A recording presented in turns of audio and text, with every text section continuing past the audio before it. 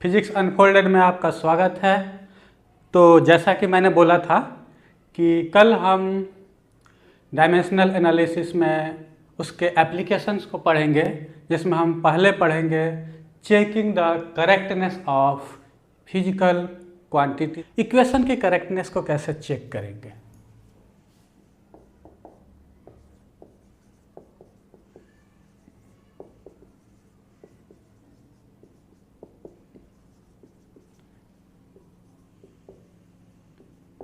Checking the correctness of equation, ठीक है। ये सिंपल है, बिल्कुल सिंपल टॉपिक है ये, ठीक है। ये स्कूल पर्पस से है मेनली, क्लियर। बट आप इसका वाइजली यूज करके कॉम्पिटिटिव एग्जाम में भी किसी इक्वेशन में कन्फ्यूजन हो रहा हो ना कि हाँ ये सही है कि ये सही है, तो डायमेंशनली ज़रूर चेक कर सकते हो, ठीक है। जैसे मान लो मैं सिंपल इक्वेशन ले रहा हूँ, है ना, S = ut plus half AT², ठीक है ना।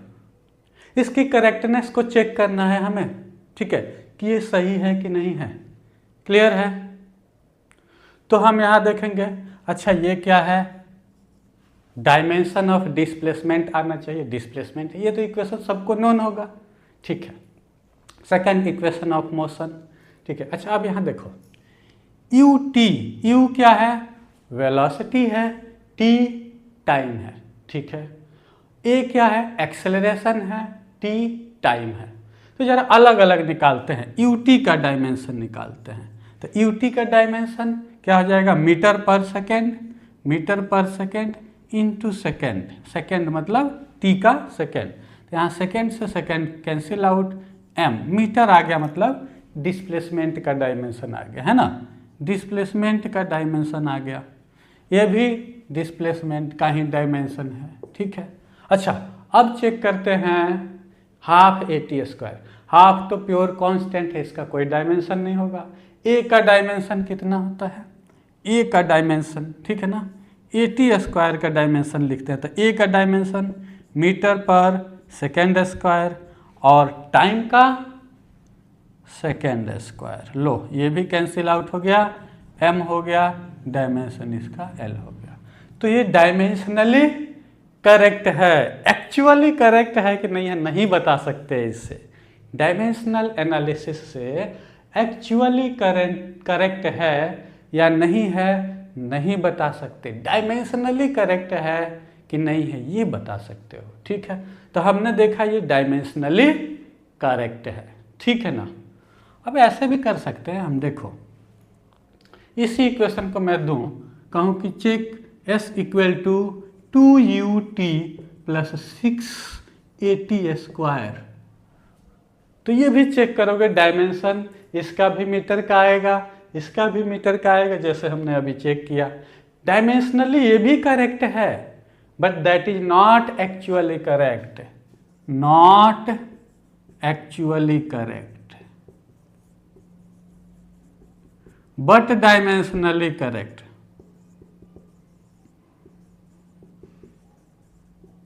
डायमेंशनली करेक्ट, ये ध्यान रखना है कि हम बस डायमेंशनली करेक्टनेस को चेक कर सकते हैं, ठीक है।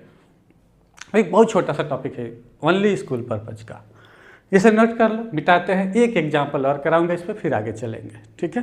Question number 1, check the correctness of the following equations,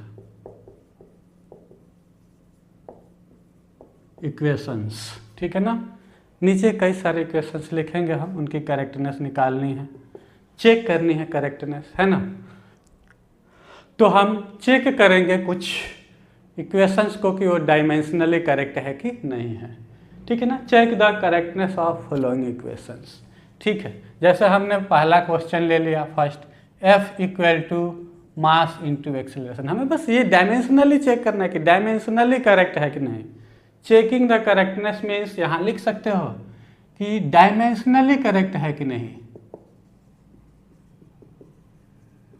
dimensionally correctness, ठीक है ना, डायमेंशनली करेक्ट है कि नहीं, डायमेंशनल करेक्टनेस चेक करना है इसका, ठीक है ना, डायमेंशनल करेक्टनेस चेक करना है, ठीक है, आपको डायमेंशनल करेक्टनेस चेक करना है। ठीक है,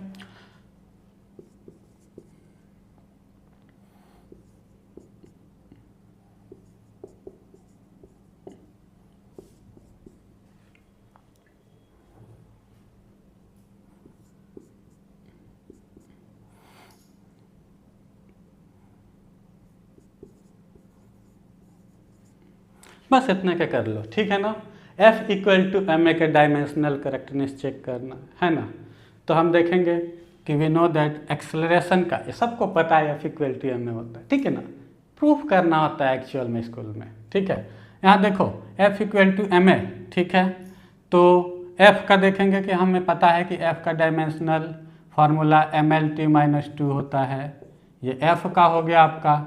ठीक है ना, और MA का देखेंगे, यहाँ MA का देखेंगे तो मास और एक्सेलरेशन का कितना होता है, मीटर पर सेकेंड स्क्वायर। ठीक है, तो ये हो गया मास का मास। ठीक है ना, ये मास है, कैपिटल M लिख लो ताकि कंफ्यूजन ना हो। मास इंटू मीटर पर सेकेंड स्क्वायर। मास क्या है, M, L, और सेकेंड स्क्वायर ऊपर जाएगा तो T-2 हो जाएगा। तो हमने देखा कि हाँ, इसका डायमेंशन बराबर है। वैसे यहाँ पे देखोगे v है, वेलोसिटी है, uv वेलोसिटी है। at का डायमेंशन चेक करेंगे।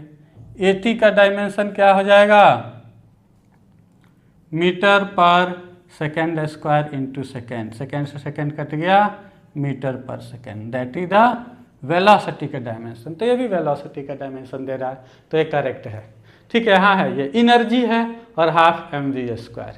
ये डायमेंशनल करेक्टनेस चेक करना है इसका। तो क्या करोगे, एनर्जी का डायमेंशनल फार्मूला आपको पता है MLT-2 होता है। ठीक है, हाफ mv², हाफ का कोई डायमेंशन नहीं होगा। m का dimension m, capital M, v², v क्या होता है, मीटर पर सेकेंड, तो v² क्या हो जाएगा, मीटर स्क्वायर पर सेकेंड स्क्वायर।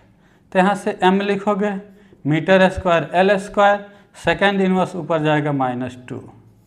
तो ये भी देखा हमने कि डायमेंशनली करेक्ट है। क्लियर है, चलो नोट कर लो, इसे मिटाते हैं। ठीक है, अब हम डिस्कस करेंगे how to derive a equation, है ना, using the dimensional analysis. How to derive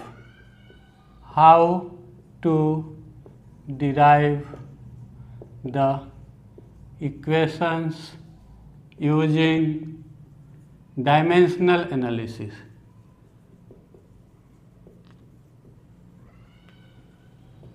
ठीक है, जैसे मान लो हमें पोटेंशियल एनर्जी का इक्वेशन डिराइव करना है ना। इसमें हमें पहले से पता होना चाहिए कि वो फिजिकल क्वांटिटी जिसकी इक्वेशन डिराइव करनी है वो कौन कौन से फिजिकल क्वांटिटीज पे डिपेंड करता है। ठीक है, क्लियर है, हमें ये चीज़ तो पता होना चाहिए। जैसे सपोज एक क्वेश्चन देता है आपको, है ना, कि potential energy depends on mass, gravitational acceleration and height above the surface of the earth, बोल दिया, है ना। पोटेंशियल एनर्जी पढ़ेंगे तब देखेंगे कि वो कहाँ से रेफरेंस लेवल लिया जाता है। अभी इतना समझो कि सरफेस ऑफ द अर्थ। ठीक है ना, तो कह रहा है कि derive the formula for the potential energy. Clear है, तो क्या कर रहे हैं, कह रहा है कि पोटेंशियल एनर्जी किस पे डिफाइंड है, पोटेंशियल एनर्जी यू किस पे डिपेंड कर रहा है, पोटेंशियल एनर्जी किस पे डिपेंड कर रहा है, कह रहा है कि पोटेंशियल एनर्जी डिपेंड कर रहा है मास पे। ओके, पोटेंशियल एनर्जी और किस पे डिपेंड कर रहा है, तो कहा गया है कि ग्रेविटेशनल एक्सेलरेशन पे। पोटेंशियल एनर्जी और किस पे डिपेंड कर रहा है, तो कहा गया है कि हाइट पे। तो ये तीनों चीज़ों को लिख जाओ। तो यहाँ से आप लिख सकते हो potential energy proportional to mgh, या potential energy equal to kmgh। ठीक है, where k is dimensionless constant, is dimensionless less constant. K क्या है? डायमेंशनलेस कांस्टेंट है। ठीक है, तो कैसे डिराइव करेंगे पोटेंशियल एनर्जी का फार्मूला? ठीक है, यहाँ देखो पोटेंशियल एनर्जी। ठीक है, हमें नहीं पता है कि पोटेंशियल एनर्जी किस पे डिपेंड कर रहा है, m के 1 पावर पे कि g के 1 पावर पे कि h के 1 पावर पे, नहीं पता है ना। m के -1 पावर पे, g के -½ पावर पे, h के -3/2 पावर पे, कैसा कुछ भी पता नहीं है हमें। ठीक है, तो यहाँ पे हम लेंगे कि suppose that potential energy depend on mass as m to the power x. Suppose that potential energy depend on the gravitational acceleration, ठीक है, as g to the power y and depends on height as z, h to the power z. ठीक है, तो यहाँ पे u is proportional to क्या लिख दोगे? इनका मल्टीप्लीकेशन x y z। तो यहाँ भी लिख लोगे x y z। क्लियर है? अब आप पोटेंशियल एनर्जी का फार्मूला डिराइव करने जा रहे हो। ठीक है, यहाँ तक तो आपको आना ही आना है। ठीक, अब देखो वी नो दैट यहाँ पे डायमेंशनल फार्मूला को हरदम पहले से ही यूज करोगे, याद रखोगे या तुरंत निकाल करके उसे यूज करोगे। लिखोगे we know that dimensional formula potential energy है तो एनर्जी ही है, तो एनर्जी ही। ठीक है, तो एनर्जी का डायमेंशन क्या होता है? mL²T-2।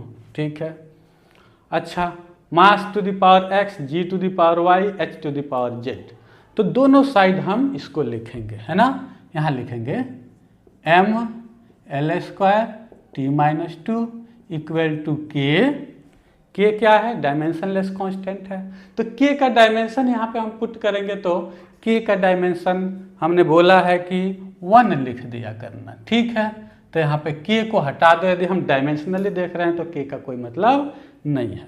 तो m को लिखते हैं हम m to the power x, g क्या होता है? एक्सेलरेशन का डायमेंशन कितना होता है? L-T-2। ठीक है, और इसका पावर कितना है? y है, इंटू h का क्या होता है? L, और इसका पावर कितना हो जाएगा? z।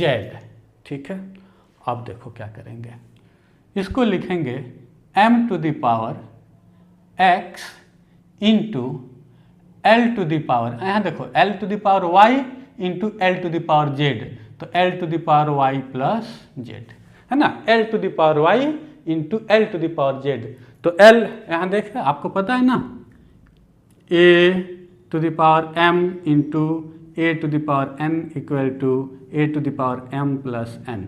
ये सब बेसिक्स मैथमेटिक्स है ना, आपको इसे याद रखना है। क्लियर है?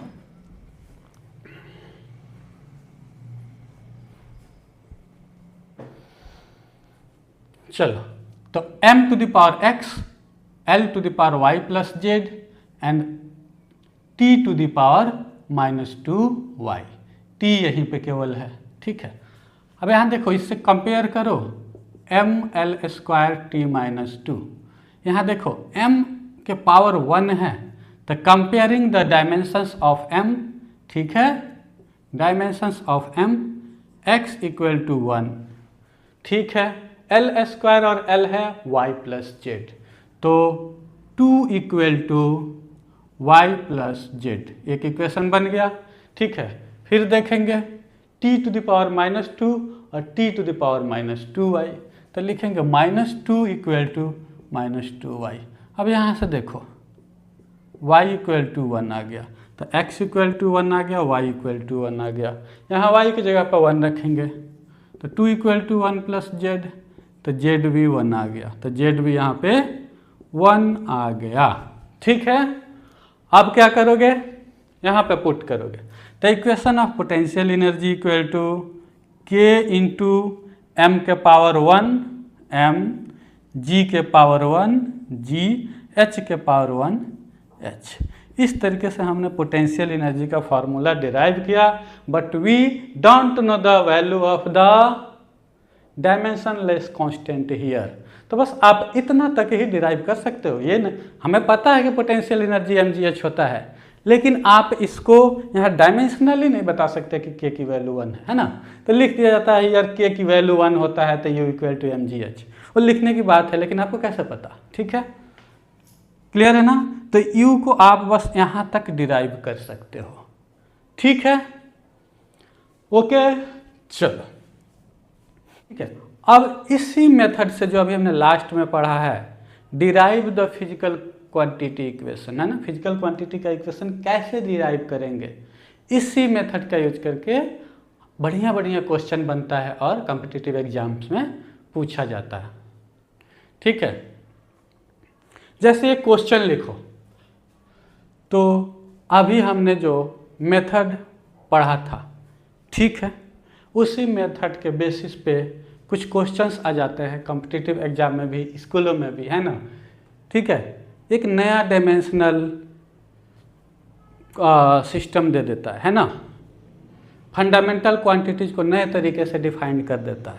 जैसे ये क्वेश्चन है, आप देखो, if force F, velocity v and time t are considered as fundamental physical quantities, then find the dimensional formula of density, ठीक है ना।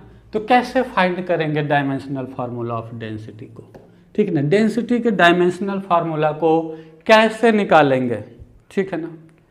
अब देखो यहाँ पे सब कुछ दिया हुआ है, considered as fundamental physical quantity, नए सिस्टम बना दिया कि कुछ एक नया सिस्टम है जिसमें F जो है और V जो है और T जो है, MLT नहीं, FVT फंडामेंटल फिजिकल क्वांटिटीज है, मतलब इनके टर्म में निकालना हमें डेंसिटी का डायमेंशनल फार्मूला, MLT के टर्म में नहीं निकालना है।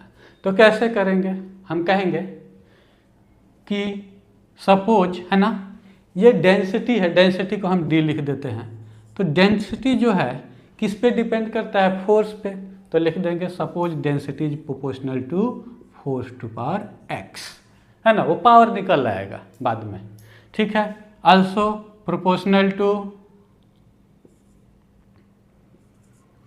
v to the power y, d is proportional to t to the power z। तो हम लिख सकते हैं d equal to k f to the power x, v to the power y, t to the power z, है ना। हमने density का formula निकाल लिया। जब d तीनों पे प्रोपोर्शनल है तो एक यहाँ पे प्रोपोर्शनैलिटी कांस्टेंट ले लिया जो एक डायमेंशनलेस कांस्टेंट है, ठीक है। अब हमें इसका फार्मूला निकालना है, d का फार्मूला f, v और t के टर्म में, मतलब हमें x, y और z को निकालना है। किसको निकालना है, x, y और z को। कैसे निकालेंगे बताओ, कैसे निकालेंगे। यहाँ देखो, सबसे पहले डेंसिटी को देखो, डेंसिटी का डायमेंशनल फार्मूला क्या होता है, MLT के टर्म में। डेंसिटी क्या होता है, मास बाई वॉल्यूम, मास मतलब m, वॉल्यूम मतलब L3। तो डेंसिटी का फार्मूला हो गया ml-3, क्लियर है, ओके। फोर्स का आपको सबसे पहले पता है, यहाँ लिख जाओ, फोर्स का क्या है, ml² t-2, sorry mlt-2। Force का क्या है, mlt-2, ठीक है। वेलोसिटी का क्या है, lt-1, ठीक है। और टाइम का तो पता ही है, t है, क्लियर है। तो अब इसको यहाँ पे लिख जाते हैं, डेंसिटी को लेफ्ट साइड में लिखते हैं, ml-3 इक्वल टू के डायमेंशनलेस कांस्टेंट है, तो जब डायमेंशनल एनालिसिस करेंगे इसकी वैल्यू नहीं रखेंगे, है ना। तो क्या हो जाएगा, f। अब ऐसे भी हमें डायमेंशनल फार्मूला निकालना है, तो डायमेंशनल फार्मूला में k की जरूरत नहीं होगी, ठीक है। यहाँ देखो, force mlt-2 to the power x into velocity L-1 power y, time T to the power Z. Clear है? अब देखो यहाँ से देखना m to the power x और कहीं भी m नहीं है तो m to the power x, l to the power x, l to the power y, तो कितना आ जाएगा l to the power x plus y। ठीक है, फिर देखो t to the power -2x और t to the power -y और t to the power z, तो t टू द पावर हो जाएगा -2x -y प्लस z। ये आपने डायमेंशनल फार्मूला निकाल लिया ml t के टर्म में। बट ये डेंसिटी, ये भी डेंसिटी है, ये भी डेंसिटी है, तो डेंसिटी का जो ml t का फार्मूला होगा ml और t के टर्म में, वही डेंसिटी का फार्मूला इधर होगा। तो हम क्या करेंगे, यहाँ पे पावर्स को इक्वेट कर देंगे। यहाँ पे m का पावर कितना है 1, यहाँ पे कितना है x, तो x = 1। ठीक है, फिर देखेंगे l के पावर -3, यहाँ l के पावर x प्लस y, तो x प्लस y = -3। ठीक है, फिर देखेंगे यहाँ पे t है क्या, यहाँ पे t नहीं है, तो यहाँ t 0 भी लिख सकते हो, ज़रूरत नहीं, आप देख रहे हो t नहीं है मतलब t के पावर 0 है, तो यहाँ पे t के पावर 0 हो जाएगा, तो -2x -y प्लस z = 0। ठीक है, अच्छा यहाँ से देखो x = 1 है, x = 1 पुट कर दो तो y हो गया -4। ठीक है, x और y मिल गया तो यहाँ से z भी मिल जाएगा, z कितना आ जाएगा y प्लस 2x, तो कितना आ जाएगा -4 प्लस 2 × 1, तो कितना आ जाएगा -2, तो z भी हो गया हमारा -2। ठीक है, अब देखो क्या करना है, हमें डेंसिटी का डायमेंशनल फार्मूला लिखना है ना, f v और t के टर्म में। तो हम लिखेंगे डेंसिटी का डायमेंशनल फार्मूला जो है आपका f के पावर x मतलब f v के पावर -4 मतलब y -4, v के पावर -4। ठीक है, और t के पावर z, z कितना है -2, t के पावर -2, तो ये d का डायमेंशनल फार्मूला हो गया new dimensional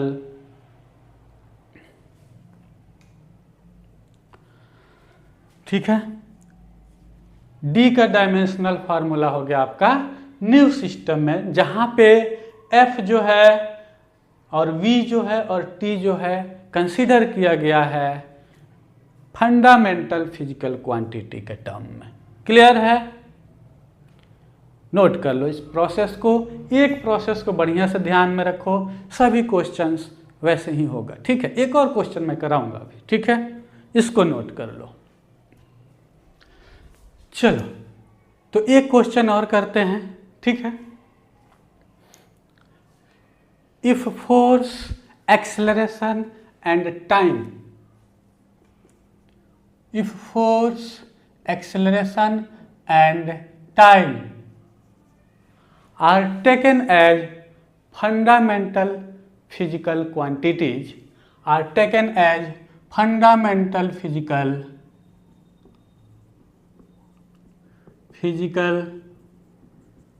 quantities,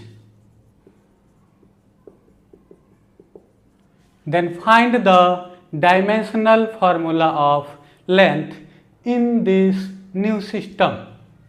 Then find the dimensional formula of length.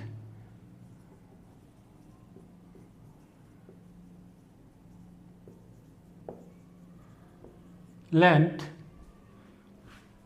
Clear है, इन दिस न्यू सिस्टम। इस क्वेश्चन को कैसे करोगे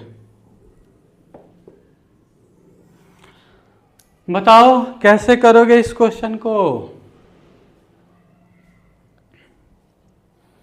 वही पुराने तरीके। ठीक है ना, क्या लेंथ किस पे डिपेंड करेगा? फोर्स पे, एक्सेलरेशन पे और टाइम पे। ठीक है ना, यहाँ ले लो फोर्स, एक्सेलरेशन को कैपिटल ए लिख लो, सबको ए में लिख लेते कैपिटल में, तो टाइम भी कैपिटल टी हो गया, है ना। Force, acceleration and time. तो लेंथ जो है किसके प्रोपोर्शनल है? फोर्स के पावर एक्स, है ना। लेंथ किसके प्रोपोर्शनल है? एक्सेलरेशन के पावर y। लेंथ किसके प्रोपोर्शनल है? टाइम के पावर z। ठीक है, तो लेंथ किसके प्रोपोर्शनल हो जाएगा? Force x, acceleration Y time Z. ठीक है, अब देखो इसको हम लिख सकते हैं length equal to K F X A Y T Z. ठीक है, बट हमें पता है ना लेंथ का डायमेंशनल फार्मूला क्या होता है, एल ही होता है, लेंथ एल ही होता है ना।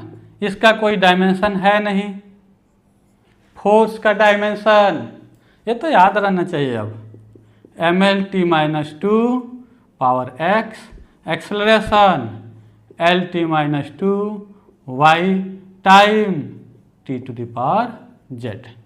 ठीक है, अब देखो L इक्वल to M L T minus two X L T minus two Y T Z. अब इसको हम एक्सपेंड करके लिखेंगे। ठीक है ना, यहाँ L को लिख सकते हैं ना m to the power 0 L to the power n t to the power 0, है ना, मन हो गया।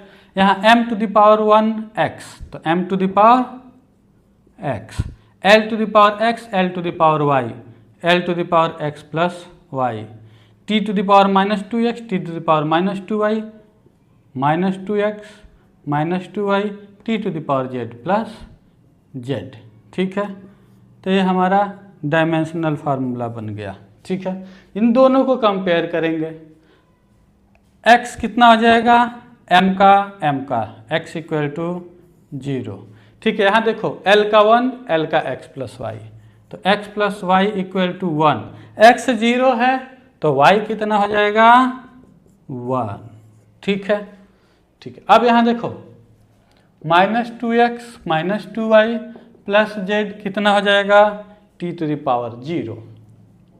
अब देखो x 0 है तो ये वैल्यू 0 हो गया, y 1 है तो यहाँ पे हो गया minus 2 plus z equal to 0, तो z हो गया 2। क्लियर है। अब यहाँ पे देखो l को लिख लो, है ना।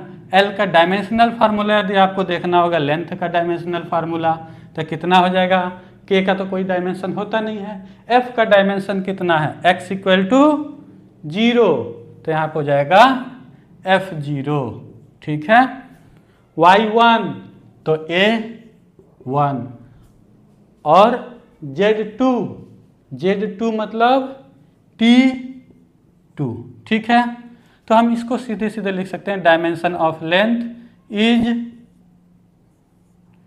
a/t2। Dimensional formula of length acceleration time और फोर्स के टर्म में आया a/t, मतलब फोर्स पे डिपेंड नहीं करता है, एक्सेलरेशन के पावर 1 पे डिपेंड करता है और टाइम के पावर 2 पे डिपेंड करता है। ठीक है, तो ये टॉपिक खत्म हुआ। नेक्स्ट क्लास में हम डिस्कस करेंगे लिमिटेशंस ऑफ डायमेंशनल एनालिसिस, है ना। डायमेंशनल एनालिसिस के थ्रू कहाँ कहाँ आप जैसे फिजिकल क्वांटिटी को डिराइव करना है, फिजिकल क्वांटिटी के रिलेशंस को डिराइव करना है, तो कहाँ उसका यूज करोगे, कहाँ नहीं कर सकते। ठीक है, ये सब चीज़ें बताएंगे। ठीक है, जैसे अभी हमने U equal to mgh derive किया था ना, है ना। यहाँ पे mgh 3 ही फिजिकल क्वांटिटी थे। यदि कोई फिजिकल क्वांटिटी 4 या 4 से अधिक फिजिकल क्वांटिटी पे डिपेंड करता है तो उसकी फार्मूला को हम डायमेंशनल एनालिसिस से डिराइव नहीं कर सकते। क्यों नहीं कर सकते, ये सारे चीज़ों को डिस्कस करेंगे। क्लियर है? ओके।